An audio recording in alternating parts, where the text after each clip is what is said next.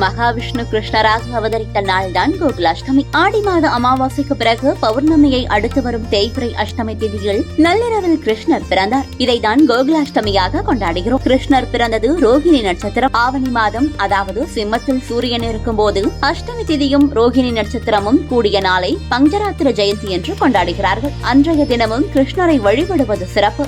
வைணவ ஆகமங்களில் பஞ்சராத்திரம், வைகானசம் என்ற இரு ஆகமங்கள் உண்டு. பாஞ்சராத்திர ஆகமம் என்பது பத்திரிகாஸ்திரமத்தில் மகாவிஷ்ணு தானே மனிதனமாகி அந்த மனிதனுக்கு அவர் உபதேசித்த பூஜை முறை. இந்த உபதேசம் 5 ராத்திரிகளில் சொல்லப்பட்டதால் இதற்கு பஞ்சராத்திரம் என்று பெயர் வந்தது. மகாவிஷ்ணு வைகானச முனிவராக வந்து சவுனாகதி முனிவர்களுக்கு உபதேசம் செய்த முறையே வைகானச ஆகமம் என்று அழைக்கப்படுகிறது. அன்றைய தினம் சூரிய உதயத்தில் சப்தமியோ கிருத்திகையோ ஒரு வினாடி கூட இல்லாமல் இருக்க வேண்டும். அப்படி இருந்துவிட்டால் மறுநாள் தான் இந்த ஸ்ரீ ஜெயந்தி கொண்டாடப்படுகிறது. ஆவணி மாதம் நள்ளிரவில் ரோகிணி நட்சத்திரம் உள்ள நாளில் வைகாச ஸ்ரீ ஜெயந்தியாக கொண்டாடப்படுகிறது.